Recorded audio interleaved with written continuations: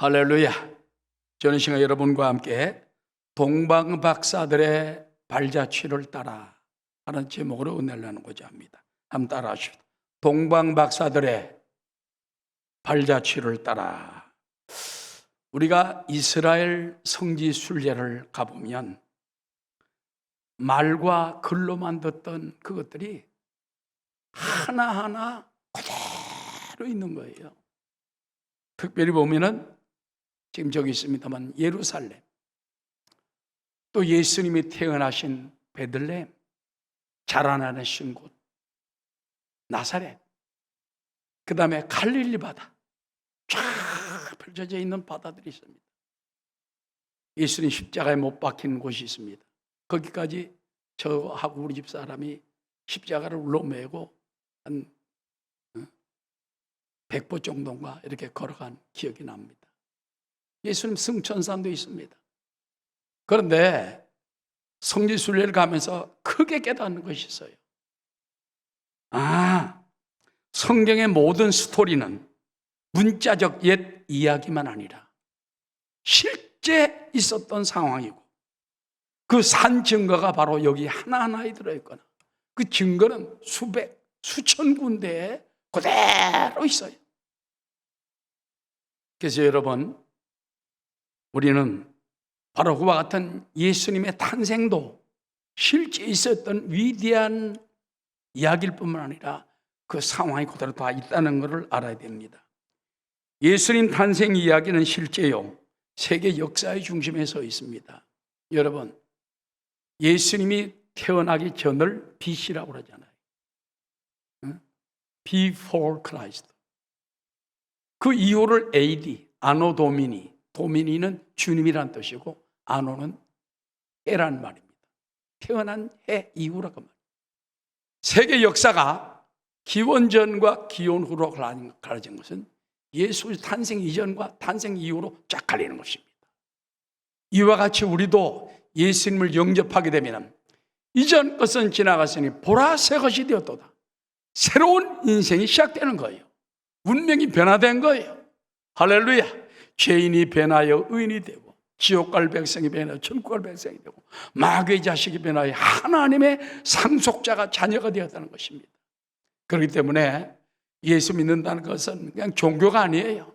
운명이 달라지고 팔자가 달라지고 놀라운 이전과 이후의 역사가 달라지게 되는 것입니다. 그래서 우리 예수 믿고 사는 우리들은 매일매일 감격해야 돼요. 매일매일 하나님께 감사해야 됩니다. 이 은혜가 나 같은 못난 자에게 어떻게 이 은혜가 임하게 됐는가? 우리 그 날을 바라보며 감사하게 되시기를 주의 이름으로 축원합니다. 예수 그리스도는 이 땅에 만왕의 왕으로 오실 뿐만 아니라 인류의 구세주로 자기 몸을 내어주셔서 그걸로 제물로 삼아 인류가 죄사함을 얻게 하고 구원을 얻게 하는 바로 십자가의 길을 우리에게 보여주신 거예요. 그래서 예수님의 초림은 어린 아기로 오셨지만은 산 제물로 오셨어요. 우리를 내 대신 죽으러, 내 대신 하나님께 만족을 드리려. 그래서 예수님의 은혜가 아니면은 우리가 살 수 없고, 예수님의 은혜가 아니면 천국 갈 수도 없고, 주님의 은혜가 아니면 신앙생활도 올바로 할 수 없다는 것을 깨닫게 되시기 바랍니다. 자, 그렇다면은 이제 금년 성탄절에도 어김없이 우리가 성탄절 맞이하면서 어떻게 하면은 올바로 주님의 탄생을 잘 보낼 수 있을까? 어떻게 예수 탄생을 올바로 경배할 수 있을까? 수많은 사람들이 예수님의 탄생을 알았지만 가장 모범적으로 경배한 사람은 바로 동방박사 세 사람이라는 것입니다. 오늘은 이 동방박사들의 신앙, 그 발자취를 뒤따라가면서 우리가 배울 점이 무엇인가, 잘못된 것이 무엇인가 깨닫는 시간 되시기를 주의 이름으로 축원합니다. 첫 번째, 큰 별을 따라 나선 세 명의 동방박사들을 우리가 봐야 됩니다. 여러분, 동방박사들이 따라 나선 것은 사람도 아니에요. 무슨 가이드도 아닙니다. 지도도 아닙니다. 하늘에 떠오른 별을 보고 무조건 출발한 거예요. 마태복음 2장 1절에 보면 헤로드 왕 때 예수께서 유대 베들레헴에서 나시매 동방으로부터 박사들이 예루살렘에 이르러 말하되 유대인 왕으로 나신 이가 어디 계시냐?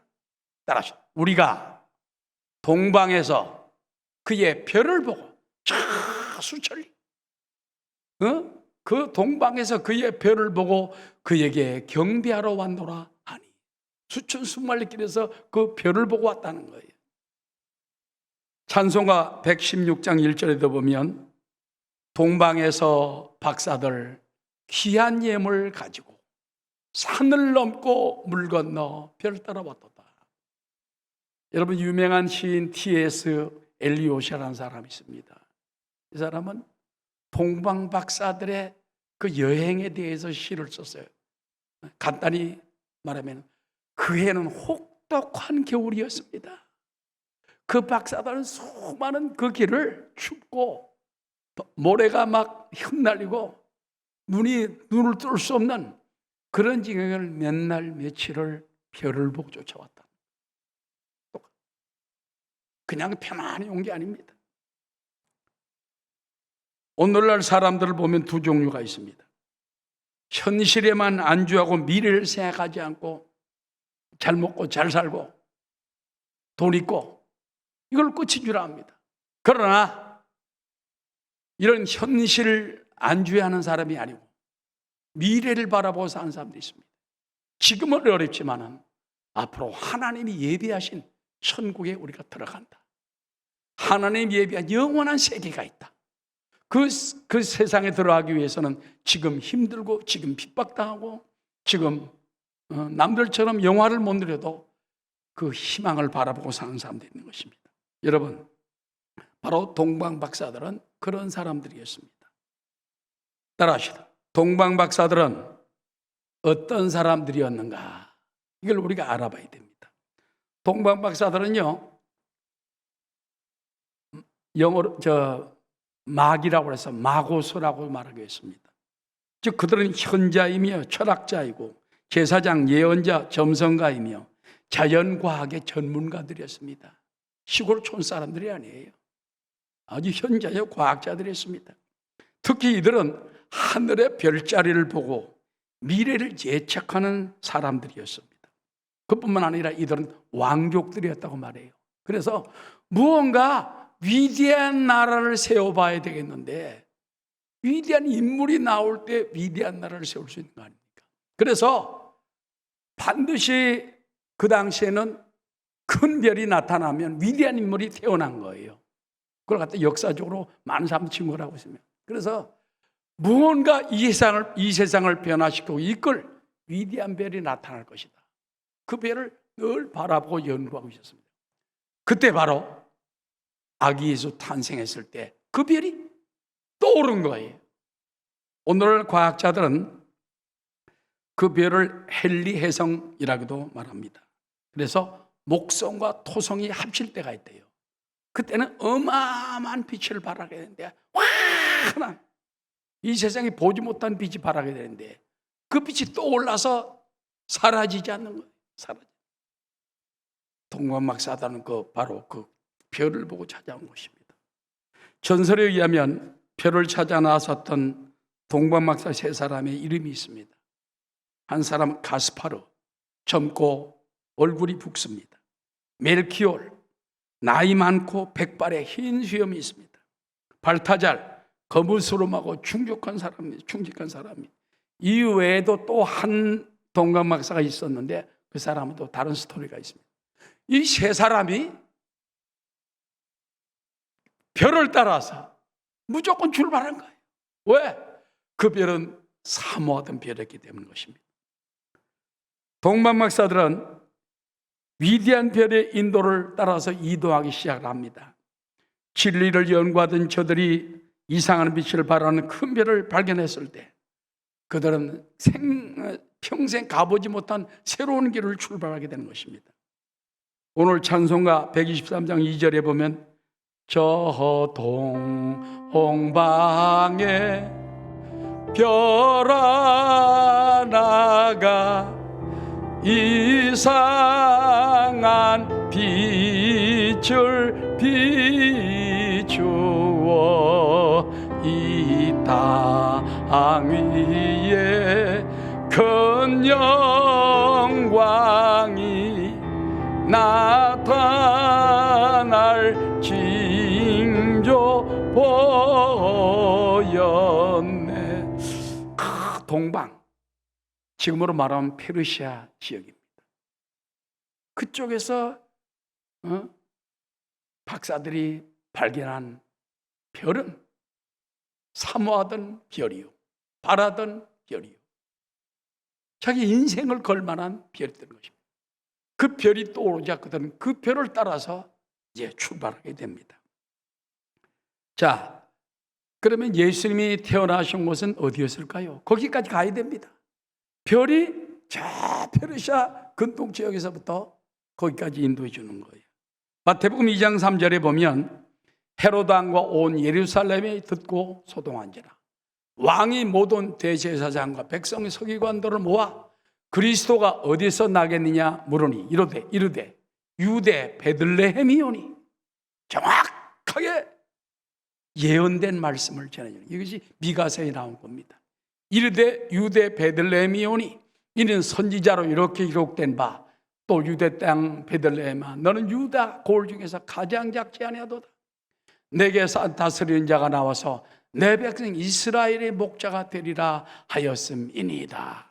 이에 헤롯이 가만히 박사들을 불러 별이 나타난 때를 자세히 묻고 베들레헴으로 보내며 이르되 가서 악에 대하여 자세히 알아보고 찾거든 내게 구하여 나도 가서 그에게 경배하게 하라. 여러분, 헤롯 왕은 악한 왕입니다. 아기가 난 것을 알면 죽이는 악한 계획을 가지고 그 박사들에게 당신들이 가시오, 가서 아기를 발견하면 나에게도 알려주시오. 그럼 나도 가서 경배하겠소. 거짓말인 것입니다. 그러나 별의 인도를 따라 그들이 왕의 말을 듣고 밖으로 나왔을 때 바로 뭐가 떠오릅니까? 별이 딱 떠는 거예요. 별을 따라서 그들은 베들레헴에 도착하게 된 것입니다. 마태복음 2장 9절에 보면 박사들이 왕의 말을 듣고 갈새 동방에서 보던 그 별이 문득 앞서 인도하여 가다가 악이 있는 곳 위에 머물러 서 있는지라. 따라하시오. 그들이 별을 보고 매우 크게 기뻐하더라. 자, 우리가 보십시다. 자, 페르시아에서 떠올랐던 별이 쫙 있는 거죠. 옛날 며칠을 있는 거죠. 혹독한 겨울을 지나면서 모래바람을 뚫고 산 넘고 물 건너 거기까지 왔어요. 예루살렘까지 와서 또 베들레헴까지 또 별이 인도해서 악이 난 곳 위에 쫙 비치는 거예요. 여러분, 하나님은 살아계십니다. 지금도 역사하십니다. 예수님의 탄생을 인도하신 하나님은 여러분도 인도하세요. 여러분에게 빛을 비춰주는 것입니다. 자, 그렇다면 우리 성도들은 어떤 인생이 되어야 되겠습니까? 성도들은 별을 따라 사는 인생들이 되어야 한다는 것입니다. 자, 별은 누구일까요? 별에 대해서 세 가지로 말씀드리고자 합니다. 별은 첫 번째, 진리의 별이신 예수 그리스도의 별입니다. 인생의 새로운 출발이 별 대신 그리스도를 따르는 거예요. 예수님은 위대한 큰 별입니다. 이 별은 온 세상을 비추고 인도하는 진리의 큰 별이요 왕중의 왕이 됩니다. 여러분, 요한복음 1장에 보면은요, 빛이 있으니 이 빛은 곧 창조했던 하나님의 빛이에요. 이 생명의 빛이 이 땅에 나타났습니다. 그 빛은 우리 각 사람을 비추어주는 참빛이 되는 거예요. 요한복음 1장 9절 다 함께 참빛 그 세상에 와서 각 사람에게 비추는 빛이 있었나니 그가 세상에 계셨으며 세상은 그로 말미암아 지은 바 되었으되 하나님으로 말미암아 예수님으로 말미암아 지은 바 되었으되 세상이 그를 알지 못하였고 자기 땅에 오매 자기 백성이 영접하지 아니하였으나 영접하는 자, 곧 예수 그 이름을 믿는 자들에게는 하나님의 자녀가 되는 권세를 주셨다. 따라서 예수님은 이 땅에 빛으로 오셨습니다. 큰 별로, 큰 빛으로 오신 거예요. 동방 박사들이 발견한 그 별은 바로 예수님의 빛인 것입니다. 오늘도 예수님의 빛이 여러분에게 비추었기 때문에 어둠에서 뚫고 나온 거예요. 죽음의 권세에서 나온 거예요. 할렐루야. 지옥의 권세에서 아버지께로 나온 것입니다.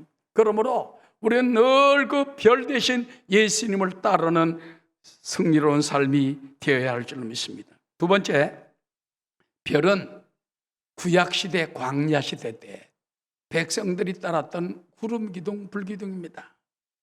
여러분 성경에 보면 모세가 이스라엘 백성을 이끌고 이제 홍해바다를 건너 광야 40년 길을 갑니다. 그런데 이스라엘 백성들이 애굽에서 떠나올 때에 깜짝 놀랄 현상이 나타납니다.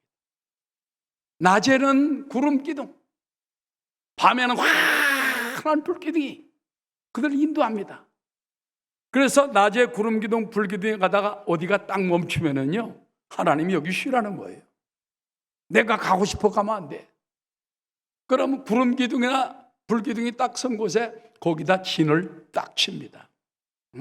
12지파가 다 사각으로 세 지파 해가지고 12지파가 딱 서게 돼 있어요. 그 중심에 바로 하나님의 성막이 펼쳐지게 된 것입니다. 그들은 그렇게 별을 구름기둥, 불기둥을 따라 살았습니다. 오늘날 구름기둥, 불기둥이 어디에 있습니까? 교회에 있습니다. 할렐루야. 하나님의 내 이름을 둔 곳, 내가 거기에서 항상 1년 365일 너희의 노래를 살펴보리라. 이곳에서 우리의 기도를 들으시고 우리의 필요한 것을 채워주시고 응답해 주시고 만나주시고 은혜 주시고 기적을 베풀어 주십니다. 할렐루야.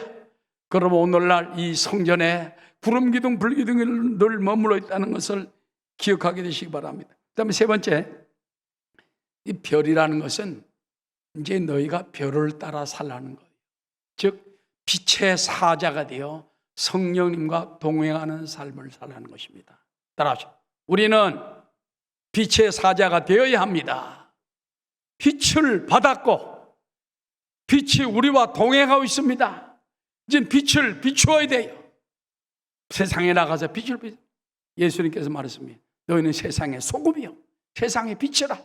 저 산 위에 있는 동네에 빛을 비추는 것처럼 너희도 언덕 위에 빛을 비추는 사람들이 되라는 것입니다. 여러분 먹고 사는 데에만 너무 빠지지 마십시오. 여러분은 빛을 받았습니다. 빛의 사자입니다. 이제 빛을 전해야 됩니다. 그래서 주여 성령 충만 주시옵소서, 말씀 충만 주시옵소서. 예수 이름으로 명령을 해야 돼요.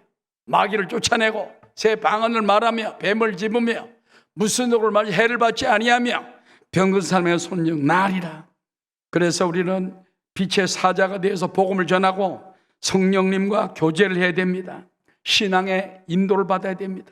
성령님의 감화 감동을 매일 느껴야 돼요. 성령님이 내 안에 계심을 깨달아야 됩니다. 매일 성령 충만, 성령 재충만 받아야 됩니다. 그리고 성령님과 교통하며 성령님과 교제하는 여러분 되시기를 주의 이름으로 축원합니다. 그와 같이 주님의 그의 나라와 그 일을 위하여 빛의 사자가 되는 삶, 이것이 바로 별을 따라 사는 삶이 되는 것입니다. 찬송가 502장에 보면은 빛의 사자들이여 어서 가서 어둠을 물리치고 주의 진리 모르는 백성에게 복음의 빛을 비춰라. 빛의 사자들이여 복음의 빛 비춰라. 죄로든 밤 밝게 비춰라. 빛의 사자들이여 빛의 사자들이여 복음의 빛 비춰라. 죄로든 밤 밝게 비춰라. 빛의 사자들이여. 성탄절날 우리가 할 일이 무엇입니까?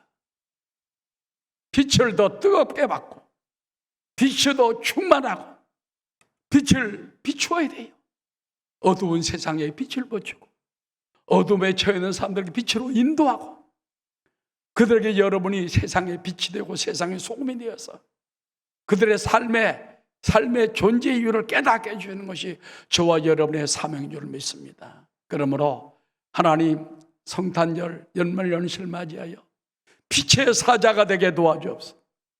복음의 빛을 전하게 도와주옵소서. 그리스도의 빛을 비추게 도와주옵소서. 기도하고 사모하는 여러분 되시기를 주의 이름으로 축원합니다. 할렐루야. 자, 동방의 박사들은 큰 별을 발견한 다음에 모든 명예도 재산도 때로는 가족도 버리고 그 별을 따라 나선 거예요. 가다가 죽을지도 몰라. 그 거리가 어딘지 몰라. 별이 그렇게 먼지 몰랐죠. 수개월을 갔습니다. 아까 T.S. 올리 엘리엇이 말한 것처럼 혹독한 겨울, 그 모래바람을 뚫고서 말이지 눈을 뜰 수 없는 지경에서도 그 표를 따라가는 거죠. 우리도 주님을 따라 진리의 길을 따라가는 거 쉬운 일만 아닙니다. 핍박도 다가옵니다. 고난도 다가옵니다. 역경도 옵니다. 그러나 우리의 헌신이 필요한 것입니다. 할렐루야. 결국 그들은 별을 따라서 베들레헴에 도착했고 아기 예수 있는 데까지 도착했던 것처럼 우리도 끝까지 달려가야 됩니다. 아버지의 품에 안길 때까지 달려가야 됩니다. 할렐루야. 그날을 바라보는 여러분 되시기를 주의 이름으로 축원합니다. 그 다음에 큰 두 번째입니다. 동방 박사들의 경배의 모습입니다. 별의 인도를 따라 예루살렘에서 베들레헴에 도착한 박사들, 그들은 그때까지도 그곳에 머물던 아기 예수 부모님과 그 계신 곳을 거길 가게 됐어요. 예수님 탄생하고 바로 온 게 아니에요. 그 별 따라온 시간이 많이 세월이 지났습니다. 그때 예수님 벌써 아기가 많이 컸지요. 자, 그들은 어떻게 경배했을까요? 첫 번째, 메시아 탄생지를 찾아 아기께 경배한 동방 박사들입니다. 마태복음 2장 11절 상반절입니다. 집에 들어가 아기와 그의 어머니 마리아가 함께 있는 것을 보고 따라서 엎드려 아기께 경배하고, 엎드려 누구에게 경배했습니까? 요셉에게 경배했습니까? 어머니 마리아에게 경배했습니까? 아닙니다. 엎드려 아기께 경배하고. 이것이 복음의 핵심이에요. 성탄절 날은 요셉이 영광 받는 게 아니에요. 마리아가 영광 받는 게 아니에요. 성인들 우리가 영광 받는 게 아니에요. 오직 예수, 만왕의 왕 되신 예수, 십자가를 지신 우리의 구세주 메시아 그리스도, 그분 하나님이신 그분만이 영광을 받으신, 하나님이 사람의 몸을 입고 이 땅에 제물로 되기 위해 오신 그분, 그 위대한 별 되신 주님께 엎드려 경배를 해야 된다는 것입니다. 그들은 아기께 엎드려 경배를 했습니다. 여러분, 가톨릭과 개신교의 다른 점이 있어요. 뭐 폄하하진 않습니다. 사실 우리 다 같이 예수 믿는 사람이고 하나님 섬기는 사람이고 똑같이 예배하지만은 약간 형식이 다른 것이 있어요. 형식이. 어떤 때는 이해가 안 되는 거예요. 어떤 분이 발견해 보니까 37가지가 37가지가 도저히 가톨릭과 개신교가 합칠 수 없는 것들이 있다는 거예요. 한번 들어보시기 바랍니다. 가톨릭은 자기들 교회를 통해서만 구원받을 수 있다고 그들은 말합니다. 그래서 하나님이 세운 교회는 베드로를 통해서 자기네게 세웠기 때문에 베드로 반석으로 세운 가톨릭만이 구원이 있다. 다른 데가 없다. 근데 여러분, 반석은 베드로가 아니에요. 반석은 예수 그리스도입니다. 베드로가 적통이 아니에요. 예수님이 적통이에요. 그래서 그걸 우리가 분명히 알아야 됩니다. 그다음에 그들은 선행을 통해서 구원 얻는다. 선행을 많이 합니다. 하지만 여러분, 선행한다고 구원받는 게 아니에요. 우린 죄인이기 때문에 십자가의 보혈과 그 은혜가 아니면 안 돼. 은혜 아니면 안 돼. 오직 은혜, 믿음. 은혜인 것입니다. 그 다음에 그들은 교회가 가톨릭 교회만이 죄를 용서한다고 말합니다. 교회가 죄를 용서 못해요. 예수 그리스도만이, 하나님만이 죄를 용서합니다. 그 다음에 교황은 오류가 없다. 아무 흠이 없다. 여러분, 교황, 목사님, 조영규 목사님은 항상 자기도 죄인이라고 그랬어요. 한경희 목사님도 죄인이라고 그랬어요. 교황이 무슨 오류가 없습니까?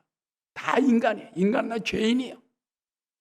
이 속에 벌써 죽기 전에는 변하지 않아요. 그 다음에 천주교 7가지 성사가 구원의 필수적인 요소라고 말합니다. 특별히 그들은 마리아를 구원자라고 말합니다. 그래서 예수님도 구원자지만 마리아는 또 다른 구원자다. 그분은 원죄 없이 잉태되신 마리아요. 여러분, 원죄 없이 태어난 사람이 어디 있습니까? 그리고 아직도 동정녀라고 주장을 합니다. 동정녀가 아니죠. 요셉과 합해서 자녀를 며칠 더 낳지 않았습니까? 그래서 이런 것들을 억지로 끼워 맞추는 것들이 36가지까지 되기 때문에 우리는 폄하하지는 않습니다. 그러나 입장이 우리하고는 틀리다. 그래서 종교개혁이 일어난 거예요. 이런 거 고쳐달라. 마틴 루터가 이런 건 잘못된 거 고쳐달라. 안 고쳐주고 죽이려고 하기 때문에 종교개혁이 일어나는 것입니다. 우리는 동방박사들의 신앙을 본받아야 돼요. 그들은 마리아에게 엎드려 절하지 않았습니다. 요셉에게 엎드려 절하지 않았습니다. 아기 예수께 엎드려 절했습니다. 우리도 오직 예수님만 영광 돌리는 여러분 되시기를 주의 이름으로 축원합니다. 그 다음에 그들은 준비한 보배합을 열어서 3가지 예물을 드립니다.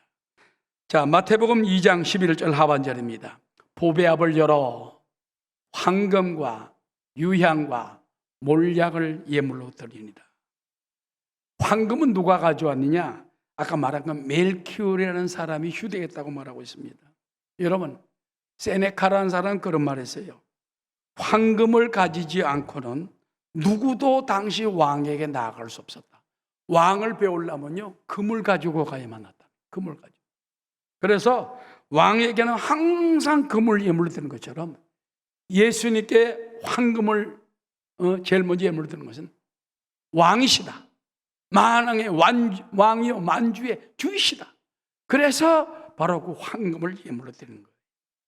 예수님은 사랑의 왕, 만주의 왕으로 우리 가운데 오신 것입니다. 그 다음에 유향을 드렸습니다.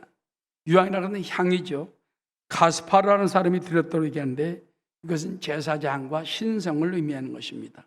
유향은 값비싼 향료로서 아라비아 지방의 관목 껍질에 자국을 내어서 얻는 향으로 색깔이 흰색이기 때문에 유향이라고 불렀다고 합니다.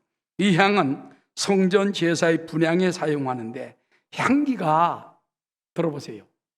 유향의 향기가 2km까지, 오리까지 쫙 향기가 퍼지는 거예요. 이 유향은 무엇입니까? 하나님과 인간의 중재자로 오신 대제사장 되신 예수님의 권위를 인정하는 거예요. 그래서 예수님만이 하나님과 인간 사이의 중보자예요. 대제사장이요. 우리 죄를 대신할 수 있는 분이라는 것입니다. 그 다음에 몰약. 이건 발타잘이 휴대한 걸로 보는데 인성을 의미합니다. 시체 방부제로 사용하는데 사람이 여러분 죽으면 썩은 내가 나잖아요. 근데 이제 이 몰약을 넣으면 썩지 않도록 하는 것입니다. 이 몰약 역시 아라비아 지방에서 자라는 나무에서 추출한 액체라서 상당한 고가품으로 알려지고 있는데 이 몰약은 시체를 썩지 않게 하는 방부제나 마취제로 사용되었다고 합니다. 이 몰약도 돈 많은 사람, 귀한 사람이나 하지 못하는데 바로 황금과 유향금 몰약을 동방 박사들은 아기 때 미리 가져온 거예요. 그래서 이분은 만왕의 왕이시오. 이를 위해 중보자의 대제사장이시며 나를 위해 죽으실 분이다. 그분을 위해서 우리가 몰약을 드리고, 죽음을 위해서 몰약을 드리고, 그분의 대제사장 되심을 위해서 유향을 드리고, 왕 되심을 인하여서 우리가 황금을 드립니다. 우리는 그 은총을 온전히 깨닫고 우리도 21년 성탄절을 다음 이번 주 토요일을 맞이하죠. 맞이하면서 동방박사 같은 마음을 가져야 돼요. 하나님, 우리의 사랑을 드립니다. 우리의 정성을 드립니다. 우리의 감사를 드립니다. 우리의 사랑을 드립니다. 구세군 자선 낭비의 유래가 있습니다. 1891년 미국 샌프란시스코의 럭키 해안에 배가 좌초가 됐어요. 그래서 그때 발생한 사고로 1천여 명의 난민들이 이제 꼼짝 못하고 오도가도 못하게 생겼어요. 그래서 그들을 도울 방법을 연구하던 구세군 사환 조셉 맥피 경이라고 있었습니다. 이 사람이 한 가지 기발한 생각을 떠올랐어요. 왜냐하면 영국에서는 옛날에 가난한 사람을 돕기 위해서 누군가가 사용했던 방법인데 국소설 갖다가 쇠솥을 내걸어서 그걸로 이제 사람들이 구제를 하는 거예요. 이 사람이 큰 쇠솥을 내걸었습니다. 그런데 그 위에 이렇게 썼습니다. 이 국솥을 끓게 합시다. 사람들이 그 말을 듣고 나서 전부 구제를 하기 시작하는 거예요. 그래서 천여 명의 난민들을 먹이고 입힐 수 있게 하고 구제할 수 있고 또 살 수 있게 하는 방법을 마련했다는 것입니다. 이것이 오늘날 바로 구세군의 자선낭비예요. 자선낭비 뭔지 모르잖아. 땡그랑 뭐 요즘 돈 넣잖아요. 그때 구세군 정의가 시작했던 그것들. 지금도 우리는 성탄절을 맞이해서 난민들을 생각해야 됩니다. 고통당하는 사람들이 있습니다. 그들을 향해 걸음으로 옮기는 저와 여러분 되시기를 주의 이름으로 축원합니다. 자, 마지막 큰 세 번째입니다. 동방박사들의 귀환입니다. 자, 동방박사들이 별을 따라 출발했어요. 베들레헴 아기 예수께 가서 엎드려 황금, 유향, 몰약을 예물로 드렸습니다. 돌아가야 됩니다. 어떻게 돌아가야 할까요? 먼 길을 와서 별 대신 이가 아기 예수를 만나 경배까지 끝낸 그들은 이제 동방으로 돌아가야 됩니다. 동방으로 돌아갈 때 헤롯 왕이 이리로 들렸다 가시오 한 말이 기억에 남습니다. 그 전날 밤 하나님이 꿈을 주십니다. 마태복음 2장 12절입니다. 그들은 꿈에 헤롯에게로 돌아가지 말라 지시하심을, 누가 지시했을까요? 천사를 통하여 하나님이 지시한 거예요. 헤롯에게로 돌아가지 말라 지시하심을 받아 다른 길로 고국에 돌아가니라. 여기서 몇 가지 우리가 의미를 깨달을 수가 있는 것입니다. 첫 번째, 따라서 하나님 말씀에 절대 순종하는 동방박사들처럼 됩시다. 요즘 세상에 보면요, 뭐 왕도 말을 하고 대통령도 말을 하고 정부도 말을 하고 권세 많은 사람도 말을 하지만 우리는 누구를 따라야 할까요? 동방박사들은 하나님의 지시하심을 받아서 때로는 왕이 명령한 거라도 다른 길로 갔어요. 목숨이 위험할 수도 있습니다. 헤롯 군대가 쫓아올 수도 있습니다. 그러나 그들은 하나님이 돌아가지 말라, 그들의 가지 말라 하는 길로 다른 길로 갔다는 것입니다. 요새 보면은 교회에 대한 비판도 많습니다. 교회는 막 크고 아름답게 해주면서 왜 구제는 안 하느냐, 뭐 사람들 교회만 가면 최고냐, 예수 믿는 사람들이 어떤 때는 뭐 더 짜더라, 더 나쁜 사람도 있더라. 여러분, 교회에 대한 비판에 대해서 어떤 때는 감사해야 돼요. 왜? 세상이 교회에 대해서 희망을 가지고 있어요. 교회만이 뭔가 깨끗하고 뭔가 모범이 되고 그야말로 세상의 빛과 소금이 되기를 바라고 있는 거예요. 근데 거기에 어긋나니까 말하는 겁니다. 여러분, 교회도 인간들이 모여서 있는 곳이기 때문에 여기도 나쁜 사람이 있고 여기도 사기꾼도 있을 수 있고 나쁜 사람도 있을 수 있어요. 그러나 전체가 그런 것이 아닙니다. 날마다 주의 은혜로 새로워지고 성령께서 우리를 깨우쳐 주시고, 할렐루야, 말씀으로 깨워주고 성령으로 깨워주고 예배 때 깨워주고 기도하면서 깨워주고 변화된 우리가 있지 않습니까? 그렇기 때문에 세상이 우리 비판을 할지라도 하나님, 저 비판을 우리가 받아들여서 내가 깨닫고 새로워지게 도와주시옵소서. 그러나 여러분, 이걸 알아야 됩니다. 대한민국에 130, 40년 전만 해도 정말 그때 사진들 보면 초가집밖에 없어요. 기와집 맺혀 있고 부산은 말도 못합니다. 부산 세관에 가보면요, 그때 알렌 선교사, 아펜젤라 이런 분들이 왔다 간 기록이 있어요. 그때 우리나라 당시 사진을 지금도 보면은요, 그냥 일본 영사관인가 그것만 조금 그 건물이지 나머지는 거의 초라해요. 기와집도 몇 개 없어요. 그런 데가 선교사들이 들어오고 학교가 세워지고 병원이 세워지고 양반 상놈체에다가 철폐되고 여성들도 일하게 되고 긍정적인 마음을 가지고 100여 년 만에 세계 그냥 10대 경제 대국이 되어버렸어요. 할렐루야. 한류가 온 천을 휩쓸고 있습니다. 이거는 기독교의 엄청난, 개신교의 엄청난 영향인 것입니다.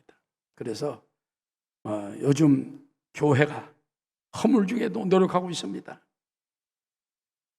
특별히 여러분 장기 기증이나 이런 걸 보면은 개신교가 70%.